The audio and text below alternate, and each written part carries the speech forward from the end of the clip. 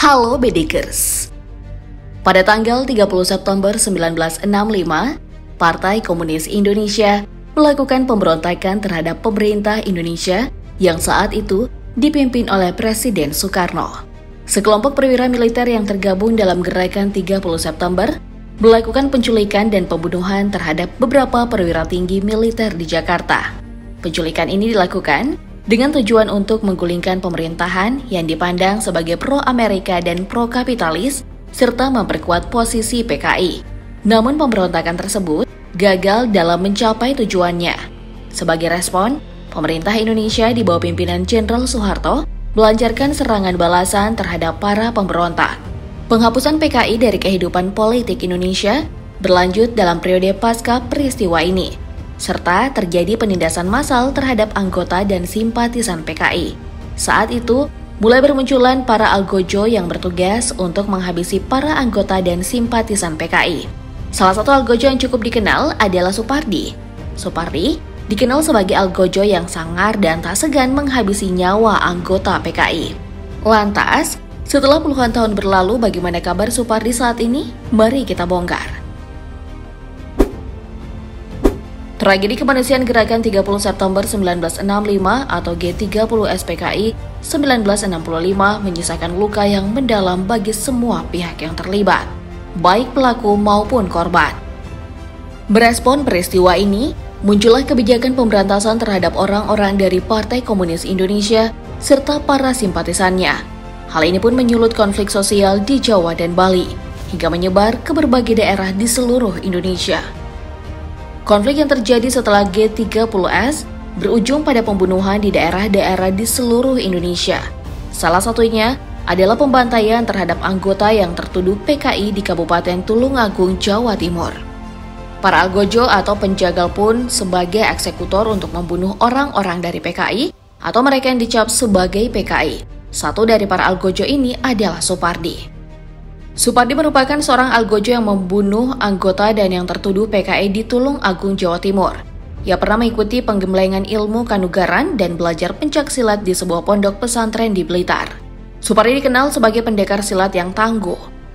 Dengan perawakannya yang tinggi besar, tingginya sekitar 176 cm dengan bobot 75 kg. Sejak remaja, Supardi aktif berguru ke sejumlah pendekar silat di Tulungagung dan Blitar. Ia memperdalam ilmu silat dan kebatinannya di sela-sela aktivitas mencari rumput buat pakan ternak. Kehebatannya dalam ilmu bela diri membuat pengurus gerakan pemuda Ansor Tulungagung merekrutnya menjadi algojo dalam pembantaian anggota PKI pada tahun 1965. Aksi penumpasan ini dipimpin oleh dua tokoh Ansor berinisial TY dan SR. Sementara Supardi bertugas untuk menangkap dan mengikat anggota PKI. Saat itu, tak ada satupun anggota PKI yang lolos dari sergapan Supardi dan kawan-kawannya. Mereka tertangkap diikat menjadi satu sebelum pada akhirnya digorok. Supardi dan keluarganya merupakan salah satu dari sejumlah orang yang berani ikut dalam pembantaian orang PKI. Sebab saat itu, tak semua pemuda dan anggota Ansor di desanya yang turut melakukan penumpasan. Alasannya, karena tak semua pemudi merasa cukup punya nyali untuk terlibat bentrokan fisik. Setelah peristiwa pembantaian, Supardi kemudian diajak seorang temannya untuk bekerja di sebuah perkebunan kopi di Sumatera Selatan. Namun baru sekitar 3 tahun dirinya bekerja di sana, ia mengalami gangguan jiwa. Ia dikabarkan sering mengamuk dan meresahkan orang-orang di sana. Oleh karena itu, ayah Supardi memutuskan untuk menjemputnya pulang. Ada hal aneh yang pernah dialami oleh Supardi ketika dirinya merantau ke Palembang. Saat itu, ia bertugas membabat pepohonan untuk perkebunan kopi. Ia mengeluh kalau dirinya selalu diikuti oleh bulan kemanapun ia pergi. Hal ini dialami setiap malam, membuatnya gelisah dan selalu berjalan mondar-mandir. Pada saat yang bersamaan, penyakit malaria tropis menyerang. Selain Supardi, 2 orang rekannya yang ikut membabat hutan juga menderita penyakit yang sama. 1 orang ini meninggal dunia, sedangkan 1 orang lainnya tak diketahui keberadaannya. Sebelum hilang, seorang rekannya ini sudah dianggap tak waras. Segala upaya penyembuhan medis dilakukan keluarga untuk Supardi, termasuk mengirimnya ke rumah sakit jiwa. Tak hanya itu, keluarga juga menempuh cara spiritual, namun tak membuahkan hasil. Supardi masih kerap mengamuk. Kini Supardi dipasung dengan kaki dirantai di sebuah kamar kecil berukuran 2,5 x 1,5 meter di belakang rumah keluarganya. Kamar ini dibangun oleh keluarga Supardi secara resmi permanen dengan setengah bidang dindingnya berupa kain bekas dan karung. Kondisi pondok pengasingan Supardi ini lebih buruk daripada kandang ternak. Di tempat ini tak terdapat penerangan maupun perkakas rumah tangga, melainkan tumpukan benda bekas seperti ban sepeda, ember plastik sapu, tas kumal, serta tumpukan kain yang menjadi pakaian Supardi sehari-hari.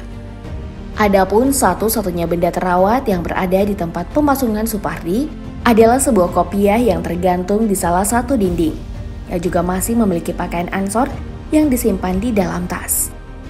Di belakang pondok terdapat jamban, namun Supardi tak pernah menggunakan jamban ini karena kakinya diikat rantai sepanjang 2 meter. Supardi hanya bisa memindahkan tubuh dari luar ke dalam pondok untuk berteduh. Aktivitas buang air pun dilakukan di sekitar pondok yang dikelilingi oleh tanaman pisang. Kendati tak layak, keluarga Supardi tetap menyediakan bak air besar di depan pondok. Air inilah yang digunakan Supardi untuk mandi. Meskipun Supardi hidup dalam kondisi dipasung selama puluhan tahun, ia tak pernah sekalipun mengalami sakit fisik. Tubuhnya terlihat bugar, sementara rambutnya telah memutih dan mulai rontok. Supardi pun mengisi waktu sehari-hari dengan membuat benda yang disukainya. Salah satu benda yang ia sukai adalah layang-layang. Pasungan di kaki tak lantas membuat aktivitas Supardi terganggu.